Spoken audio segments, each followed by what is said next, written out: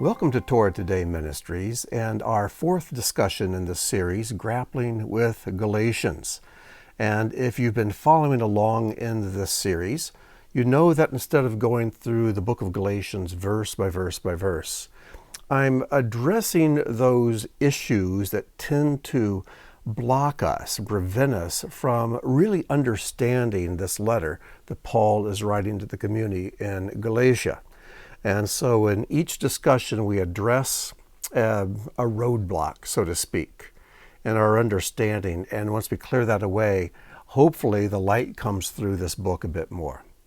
And so in this fourth discussion, we are going to actually break with that, and we're going to take a section of Galatians and go through it verse by verse. We'll be starting in chapter 3, verse 23, and going through chapter 4, verse 11. So if you have a Bible with you, if you're not driving, I strongly recommend that you open your Bible and follow along. And I also strongly recommend that you print out the notes. I have a lot of extra resources in the notes, and you'll only be seeing some of these on the screen as I go through this. But if you go to our website, TorahTodayMinistries.org, you can print out all the notes and see the things that I'll be discussing but can't show on the screen.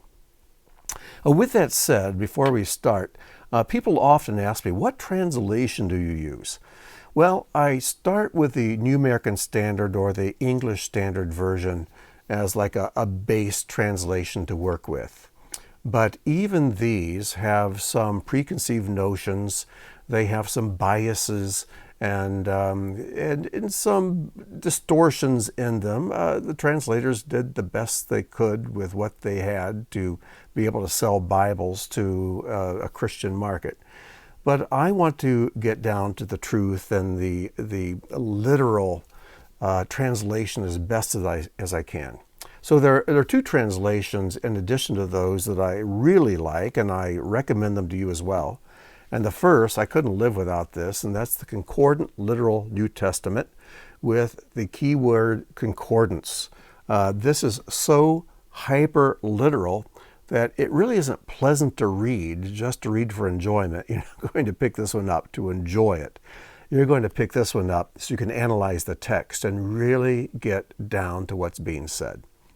The people who put this together back in the 1950s and 60s, I believe it was, they were so concerned with not translating any of their own prejudices and biases into the translation that what they did is they created the concordance first. And that concordance is included in this book. And then from the concordance, they created the translation. So again, it's hyperliteral, and they even structure the sentences so the word structure and the word order reflects the same word order as in the Greek.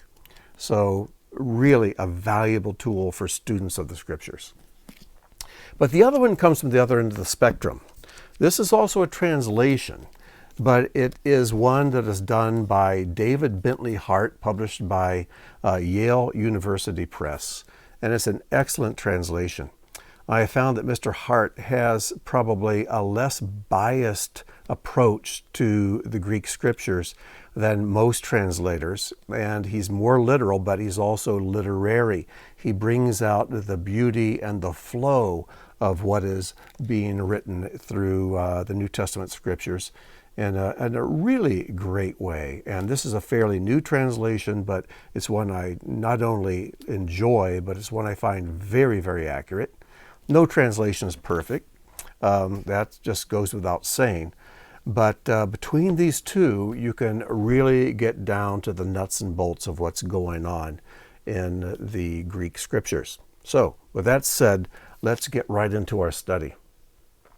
I've taken this section of Galatians, as I said, starting with chapter 3, verse 23, going through 4:11, and broken it down into four sections. I mentioned that we have Paul, who's an Orthodox Jew from the Jewish culture. And even though he was a Roman citizen, he was a Hebrew of Hebrews, as he calls himself. And he thought as a Jew. He studied the writings of the Jewish people. He knew the Tanakh from beginning to end, had it memorized, I'm sure.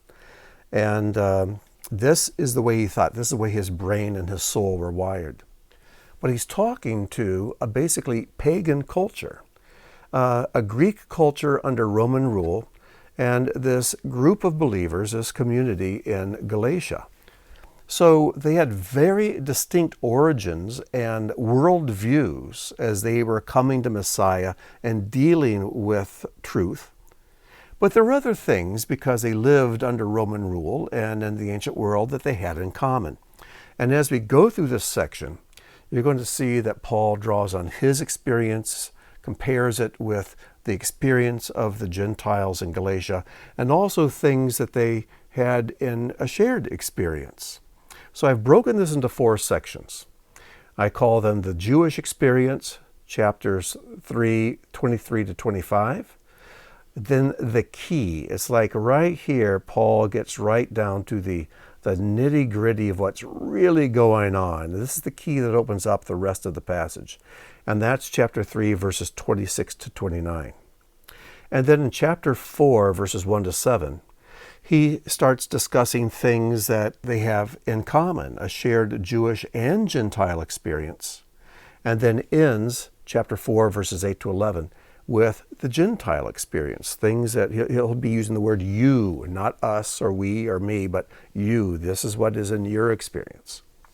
So he begins with the Jewish experience, ends this section with the Gentile experience, but in between, we find the key to unlocking all of this, and also the overlapping shared experience of all Jews and Gentiles. Okay, so let's get going with chapter 3, verse 23. It says this, "Now before faith came, we," and by using the word we, he's referring to we Jews. We were held captive under the Torah. Gentiles didn't have the Torah. It was the Jews who had the Torah. And he says we Jews were held captive under the Torah, or under the law, imprisoned until the coming faith would be revealed. So then the Torah was our guardian until Messiah came, in order that we might be justified by faith. But now that faith has come, we are no longer under a guardian. So you see that word we popping up several times in the passage. He's talking about the Jewish experience. Now, when you read this, you think, wow, Torah sounds pretty oppressive. I don't want to be under the Torah. And I'm grateful for Messiah that I can be free of all of that. Let's make sure we understand something, at least understand it as best we can. When Paul uses that term, under the Torah or under the law, a term that he appears to have coined, and he uses, I believe, 8 times in his writings. 4 of those times are in Galatians. This is the first time we encounter it in Galatians. We'll encounter it 2 more times as we go through this discussion. But under the Torah, we tend to think what that means is having to obey the Torah. And in chapter 5 of Galatians, Paul says that if we are led by the Spirit, we are not under the Torah. And so Christians read that thinking, well, I've got the Spirit of God in me. I am being led by the Spirit. I don't have to obey the Torah. That is not what it means. Under the Torah does not mean obedience to the Torah. We're all required to obey the Torah. It is God's law. It is God's discipleship manual for the redeemed life.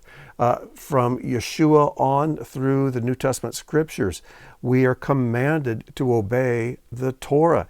These are the scriptures. We are to we're to follow them. We're to hide them in our heart. We are to not even think for a moment that Messiah came to set aside the Torah. And we're to be doers of the word, not just hearers. We are to live our lives as if we're to be judged by the Torah, James tells us. And we're to study to show ourselves approved unto God, Paul tells us. And so the Torah is the Bible. And the Bible, the Torah, does not have an expiration date on it. What we need to understand is what this phrase, under the Torah, means. And again, when you read Galatians 5, I think it's verse 18, Don't quote me on that verse, but it says, and if we're led by the Spirit, we are not under the Torah. What does this mean, under the Torah? It doesn't mean obedience to the Torah. It means a relationship to the Torah, a relationship with the Torah that God wants to improve. You know, when God spoke and began to give the Torah from Mount Sinai, Moses and God, they were up here on the mountain, and there was fire and smoke and the loud voice, and the people were terrified at the bottom of the mountain. You might say they were under the Torah at that point, geographically speaking. But that wasn't good enough. God wanted to take his Torah and put it in their hearts. He wanted the Torah internalized, where they're not under it or beside it, but they were vessels of it, and it was inside of them and dwelt them and inspired and motivated them. So he wanted his people and his Torah to be one. You know, in Romans 7, Paul tells us that the Torah is spiritual. It's spiritual, it's holy and good.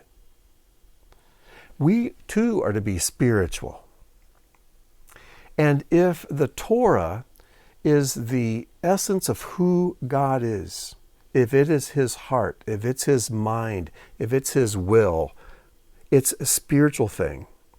And if we are his new creations, with his Spirit dwelling in us, then his Torah, which is spirit, and we who have his Spirit should be one. And in Romans chapter 8, Paul talks about those who walk in the Spirit, not in the flesh. And people who walk in the Spirit, he says that they fulfill the righteous requirements of the Torah. So under the Torah is a relationship to it that is subpar. God does not want us under the Torah. He wants us to be vessels of the Torah, to where it is inside of us. And that, in essence, is everything he's trying to say in this passage. So let's read this again with that understanding and then move on to what Paul means when he uses the term guardian here. Now, before faith came, in other words, before Yeshua came, and Yeshua's faithful act of obedience and sacrifice of himself, and removing our sins, dying for the sins of the world, and embracing us into a new relationship with God. Before that happened, we were held captive under the Torah, imprisoned until the coming faith would be revealed. Now, this imprisoned means a protective kind of confinement. Protective custody. You know, when they have a witness against the mob, they place that witness in protective custody. It's kind of like prison, but it's there not to keep the person from hurting society, but to keep some ne'er-good-wells in society from hurting the person. So we were imprisoned until the coming faith would be revealed. So then the Torah was our guardian until Messiah came, in order that we might be justified by faith. But now the faith has come. We're no longer under a guardian. This word for guardian, which is used twice, is the word pedagogos. It sounds like the word pedagogue, and that is where we get the word pedagogue. And a pedagogue is a very strict teacher. And we can translate this word as tutor, guardian, custodian, schoolmaster. None of them quite capture what this word is, because a pedagogos doesn't really exist today that I'm aware of. This was very much a first century Greek and Roman custom. Let me explain a little bit about what the pedagogos was, and then we'll decide what English word to use. Here is a quote from the Thayer Greek-English lexicon of the New Testament. And Thayer says this: among the Greeks and Romans, the name pedagogos was applied to trustworthy slaves who were charged with the duty of supervising the life and morals of boys belonging to the better class. The boys were not allowed so much as to step out of the house without them before arriving at the age of manhood. A way to translate this is the child minder. You might call him the teacher guardian. And here's the dynamic of what would happen. In Roman society, when Paul wrote this letter, fathers, especially if they had influence and wealth, they would have sons, but they would not take a hands-on approach too much to raising those sons. What they did, they would have one of their slaves who was very well educated. It was educated in mathematics and history and literature, probably in music and art, and in the culture of the day, and in the mythologies and the religion and all the things that an educated Roman citizen would have to know or should know. This slave would know and would be good at teaching. And so the father would have this slave who the father respected. I even hate using the word slave, though he technically owned this individual. The father and this individual had a very mutually respected relationship. There was mutual respect between them. They recognized what their duties were, and they were content to fulfill them. And so this pedagogos would be put in charge of the boy, the infant. And he could discipline the infant. He would teach the infant. He would attend the infant, this child, until he was fully grown. Every time he stepped out of the house, he would go with him, protect him, make sure he didn't go where he shouldn't go, make sure he got to the places he was supposed to go to. He would train him. He would educate him, again, test him and discipline him. His job, given to him by the father, was to make sure that what was in the mind of the tutor, what was the will of the father, was imparted and ensconced in the mind and the soul of the boy. Now, just because you were the son of a wealthy Roman patrician did not mean you became the heir. In fact, it didn't really mean you even became technically his son. You were his offspring. But Roman men, when their sons would achieve a certain age, they'd be tested. He would make sure, he would test their character, their education. Had they learned from the pedagogos what they were supposed to learn? And if he was happy with this eldest son, he would adopt him. You heard that right.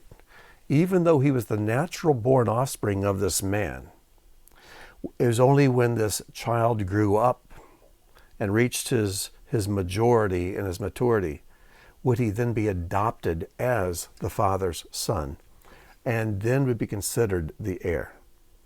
And if the boy didn't measure up, then he'd be set aside, and he would look at the second-born son, see how he would do. That is the way society was. And Paul takes this concept and this office of the pedagogos that existed in Roman and Greek culture, and he says, this is kind of like what the Torah was to us. Here's a graphic that might help you picture this. So think of the father, and the father has offspring. He has sons. And until those sons are fully grown, the father would take this pedagogos, and here is we'll call him the guardian for right now, this well-educated guardian. And he'd place the boy under the guardian's care, and he knew that the guardian knew the culture and the music and the literature and the history and all the things that the father knew and wanted his son to know. And his job, this guardian, was to protect the child and to take what was in his mind and put it into the mind of the son. Get the picture? Do you see the parallels with what Paul's saying? He's saying God the Father, he redeemed us, his children. And he wanted us to know his Torah. He wanted us to know his Torah because the Torah is the Father's heart. It's the Father's will. It's the very essence of what matters to God our Father. It tells us what he loves. It tells us what he hates. And so the guardian's job was to take the Father's mind and put it into the child's mind. The guardian was the Torah. Now, I'm sure that when you were in school, if you're anything like me, there were some classes and maybe some teachers that you didn't really care for. And you might say, why do I have to learn this? I talk to people and they talk about how much they hated algebra. Oh, why do I have to learn algebra? And they couldn't wait till they got done with the class or graduated from high school so they could immediately forget everything they had tried to learn in algebra because it was just annoying to them. I loved algebra and geometry. But there are other classes like Spanish class. It's like, oh, that was agonizing. I had to do 2 years. I don't know how I passed it. And I immediately forgot everything as soon as I was done with the classwork. And you know, we can be kind of that way with the Word of God. And when we look at the history of Israel, they were kind of that way with the Torah. God gave them the Torah at Mount Sinai, and what did they do? They complained and whined and rebelled and disobeyed, and they didn't take to heart the things that God had spoken to them. Now others did. I look at Joshua, and I look at Caleb, and I look at Phineas, and I look at others throughout the Hebrew Scriptures. And David, a man after God's own heart who loved the Torah. He wrote Psalm 119, 176 verses about the Torah and how wonderful it was and how he loved the Torah. And he was devoted to it. And we find these individuals, but they're more rare than one would like. But the Torah is God's heart. You know, I'm taking a little rabbi trail here, but the Shabbat before last was Simchat Torah. It was the day after Sukkot, the Feast of Tabernacles. And Simchat Torah is when we rejoice with the Torah. And we were at Beth Tikkun, and after the Torah service, we all went into the gymnasium. All the tables and chairs moved out of the way, and we're in the gymnasium. And we have the Torah scroll. And we had all the adults stand in a very large ring. It went the whole width of the gymnasium. And we unrolled the Torah scroll all the way out, and the adults around the outside holding the Torah scroll. And so the beginning, Genesis 1, and you went all the way through, and then when you got to the very end of Deuteronomy, he was standing, that person was standing right next to the person holding the other end of the scroll. And we put all the children in the middle, and we walked them around and pointed out different parts of the Torah and what was going on in these stories, and pointed out some interesting things in the Torah scroll. It was pretty amazing just to see the entire Torah unrolled at one time. And this is the point I'm getting to. I then took the kids to the point where the end of Deuteronomy and the beginning of Genesis were there touching. And I pointed out to them that the very last letter of the Torah is the letter Lamed. And then the very first letter of Genesis 1:1 is the letter Beit. And the letters Lamed and Beit spell the word Lev, which is the Hebrew word for heart. Because the Torah is God's Lev. It's God's heart. And all of it is profitable for our teaching, for our correction, or for reproof, our correction, our instruction in righteousness. Every letter. And not one jot or tittle will pass away from this Torah scroll till the ultimate fulfillment of all things later on. So the Torah is God's heart. And the Father wants his heart to be in his children's heart. And something very special happened when Messiah came that completed that. But until then, most Jewish people, they were under the Torah. Torah is here, they're here, but the Torah had not yet descended into their hearts. Remember what the essence of the new covenant is.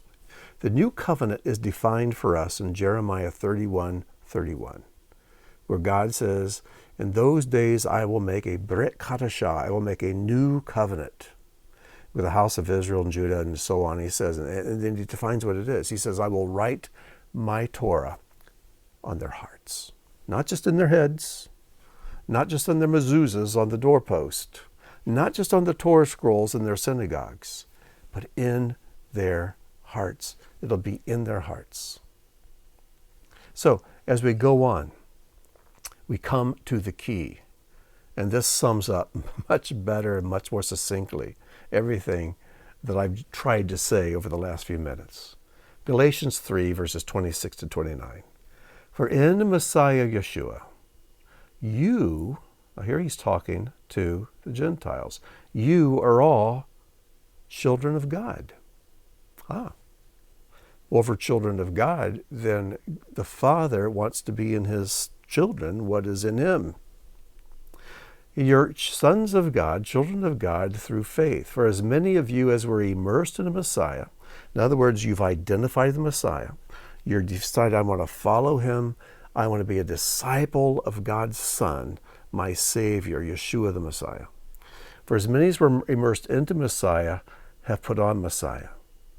Now, let's understand something that's very important at this point. With the Jews, like with Paul, they start with Torah, and then they come to Messiah. I mean, historically, the Torah came first, and then Messiah came. And with so many Jews today that I know, they grew up in synagogue learning the Torah, and then something happens, they meet Yeshua. Torah came first. It led them. It was the guardian that would brought them to Messiah. But with the Gentiles, that's not the case. And with the people in Galatia, these ex-pagans, that wasn't the case. They came to Messiah first. They were immersed in the Messiah first. And because of that, they're now adopted as God's children. So what is their job? To embrace the Torah, to learn the Torah. We both come to Messiah, but we come from opposite directions. The Jews have Torah first, then Yeshua. Most of us Gentiles come to Yeshua first, and now we must learn the Torah. That's what Acts chapter 15, the Jerusalem Council, was all about. And then he goes on to say that if we're in Messiah, there's neither Jew nor Greek. There is neither slave nor free. There is no male or female. For you are all one in Messiah. There's that you again. It's interesting that when he talks about neither Jew nor Greek, slave nor free, male or female, I think Paul lifted these right out of the daily prayers. If you have a Jewish prayer book, you can read in the Amidah. Before the Amidah, there's these list of blessings that are prayed. And each one of these, I forget how many there are, maybe 20 or so, each one begins with, Blessed are you, Lord our God, King of the universe. And you come to a section there where it says, Blessed are you, Lord our God, King of the universe, for not having made me a Gentile. Then, Blessed are you, Lord our God, King of the universe, for not having made me a slave. And then the one after that is, Blessed are you, O Lord our God, King of the universe, for not having made me a woman. The same three things that Paul talks about here. And I guess I need to explain a little bit here is that, in Jewish culture, women are put on a pedestal. Women are treated special. They are understood as being more spiritual than men. So why does a man pray, Thank you, Lord, for not making me a woman? I always pray that when I see the long lines at the women's restroom. And I probably am going to hear it from Robin about saying that. But anyways, it is kind of funny. But the reason that men pray this is that women have fewer commandments in the Torah than men do. Men have more commandments to follow. And so a man is grateful he has more commandments because each commandment is like a hook that allows him to connect with God in another way. And men are given more responsibility for obedience. I guess men need more to occupy their time. Women by nature are more spiritual, but we men, we need to be told more what to do. And commandments are not things that are to be dreaded and seen as a burden in the Jewish mindset or in the Messianic mindset. But these are all opportunities to connect with God, to align with God, and express love to God. So anyways, I think he lifted those again right out of the Siddur. And then he finishes this section with, now if you are the Messiahs, if you belong to Messiah, then you are, get this, Abraham's offspring, heirs according to a promise. He says we Jews are Abraham's offspring because we descend from him physically. But if you belong to the Messiah, if you've been immersed in the Messiah, you're grafted in. And since Messiah is a child of Abraham, you too become heirs of Abraham. And the things that belong to us belong to you. That's what Ephesians chapter 2 is all about. We are no longer strangers to the covenants of Israel. So this is the key. If anything, these 4 verses are the key that unlock not just this section, but probably the whole book of Galatians. Well, let's move on to section 3, and these will go much more quickly, I promise. In chapter 4, verses 1 to 7, we have what I call the shared Jewish-Gentile experience. And it says, I mean that the heir, as long as he is a child, is no different from a slave, though he is the owner of everything, but he is subject to legal guardians, and this is a different term from pedagogos, and estate stewards, and here's a third term, which is parallel to pedagogos. So he's kind of like a slave because he actually has to obey a slave. The pedagogos is a slave, and the child has to obey the slave. And he's like this until the date set by the father. In the same way, we, and now he's referring to we as we Jews, we also, when we were children, were enslaved under elementals of the cosmos. What are the elementals of the cosmos? But when the fullness of time had come, God sent forth his Son, born of woman, born under the Torah, born under the law, so to speak, to redeem those who were under the Torah, under the law, so that we might receive adoption as sons. And then he switches to you to show that you are sons. God has sent the Spirit of his Son into our hearts. And I think when he uses the word our here, he's talking about Jews and Gentiles alike. Paul's talking about himself and the other believing Jews and the Galatians, these people who have been immersed in the Messiah. And he sent the Spirit into our hearts, crying, Abba, Father. Let me address this Abba, Father part first. We'll go back to what in the world are these elementals that Paul's talking about. Picture the kid who has to learn what he has to learn, but isn't so keen on learning it. He doesn't really want to learn it. He's learning it because he has to. He wants to be the heir. He wants to be accepted. He wants to be adopted. He wants to be a man. And okay, if I got to learn it, I got to learn it. But he doesn't really want to learn it. His heart isn't in it. He's under the pedagogos. He's under the Torah, so to speak. But what happens?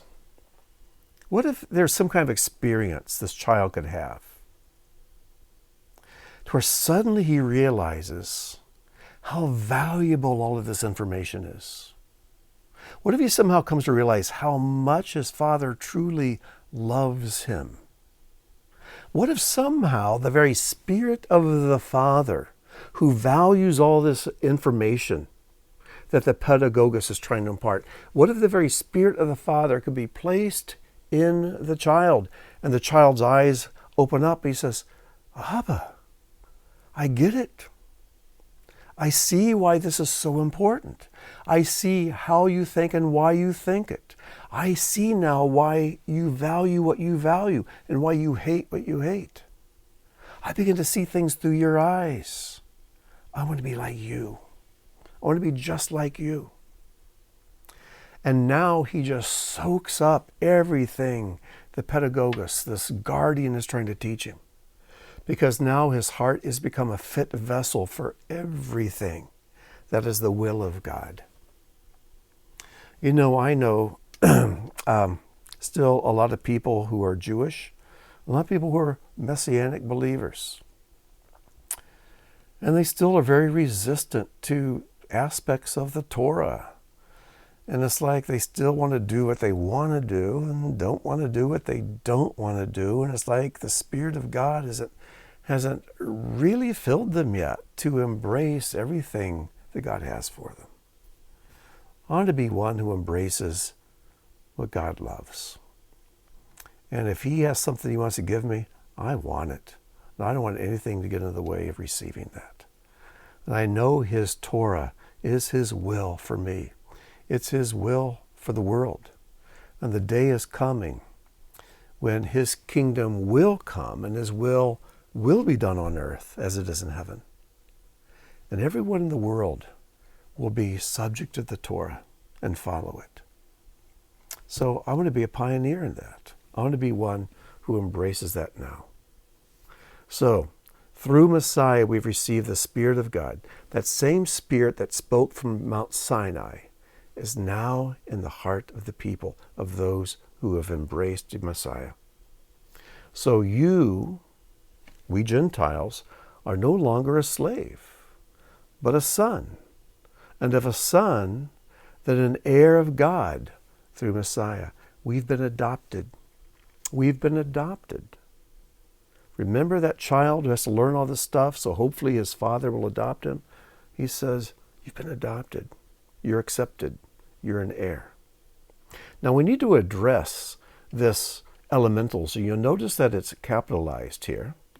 At least I've capitalized it. And this is the translation that David Bentley Hart uses, and it's hinted at and discussed by other commentators and translations. What does this mean? And that's the $64 question, and commentators are always wrestling with what did Paul mean by this. Some translations say elementary principles of the world. But I think Paul meant this word elementals as it would have been understood in the first century.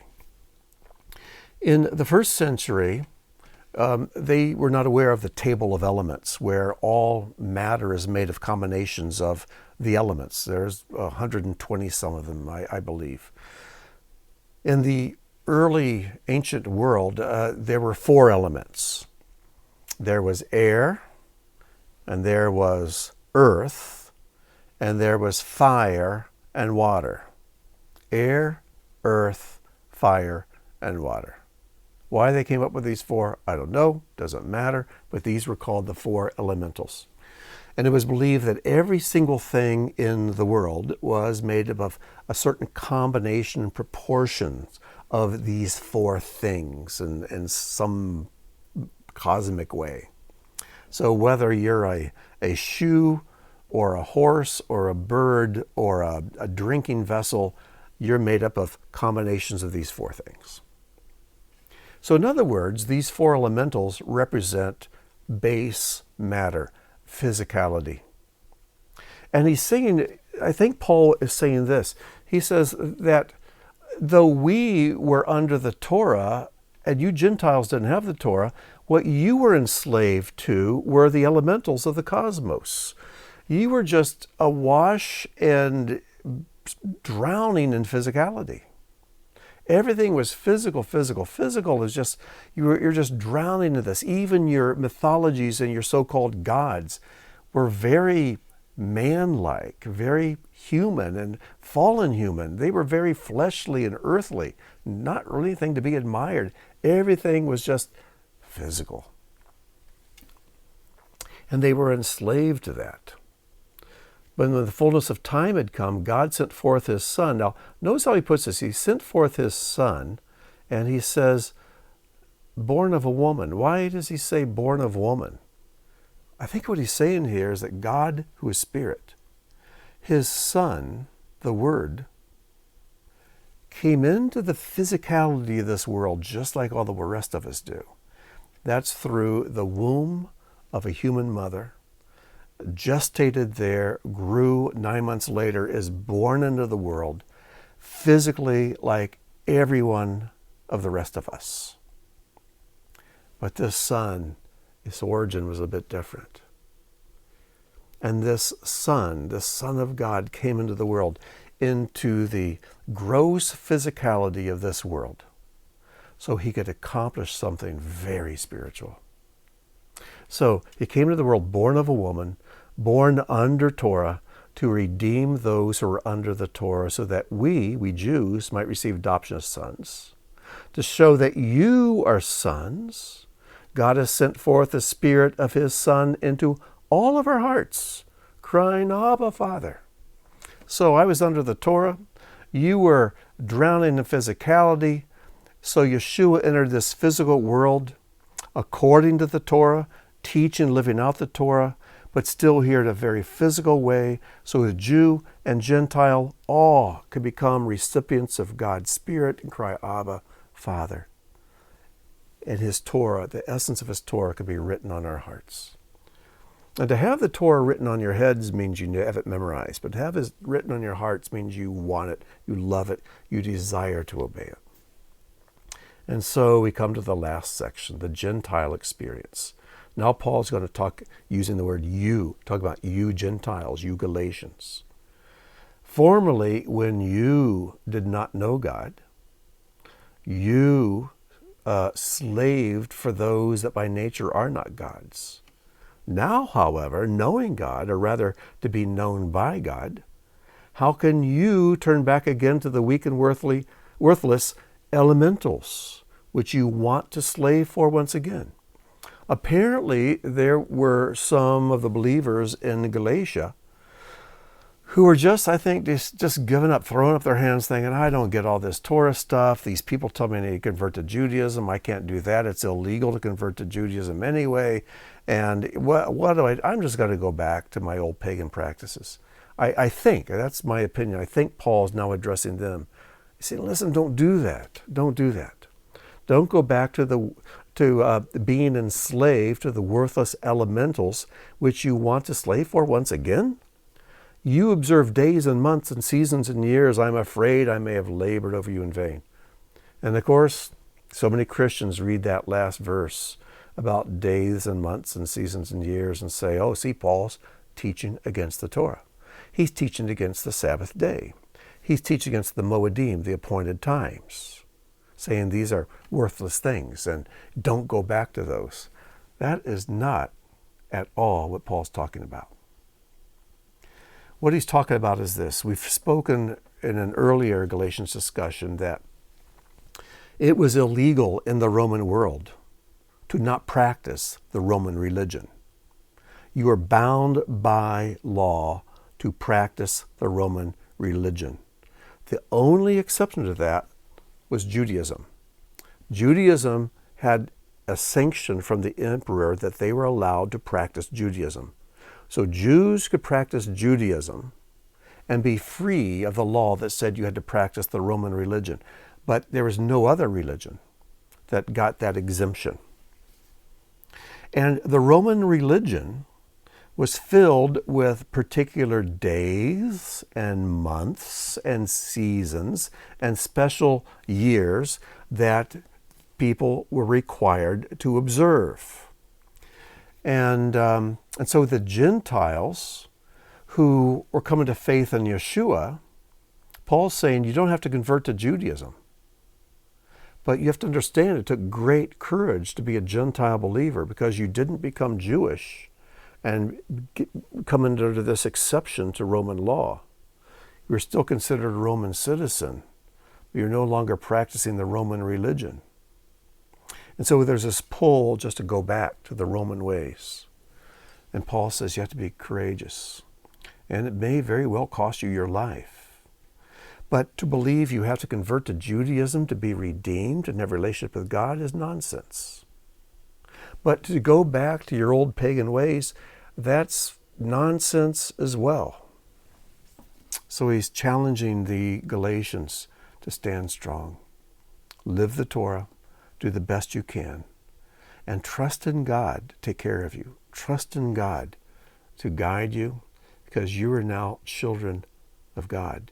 You are the seed of Abraham now. You've been adopted and you are now heirs of God's kingdom. And that's worth living for. So he's saying don't drift back. Don't convert to Judaism, but don't drift back into the old Roman religion. Stand strong and be a God-fearing Gentile. Learn the Torah and follow it and live according to God's ways. Well, there's an awful lot packed into these verses, and I could go on, but this is a good place to stop. And I trust that if you have questions or concerns, you will email me, because there's plenty of room for questions to be raised over this brief discussion. So Until our next discussion number 5, I wish you shalom and may God bless.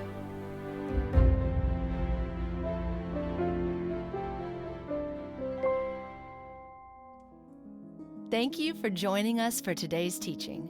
If the work of Torah Today Ministries has touched your life, please consider making a donation or sponsoring an upcoming video. As a video sponsor, you'll have an exclusive opportunity to memorialize a family member, celebrate a special event, or simply support the ongoing creation of similar content. Your tax-deductible contribution helps ensure that our teachings continue to reach all who are longing for truth. Click the link or visit our website to learn more.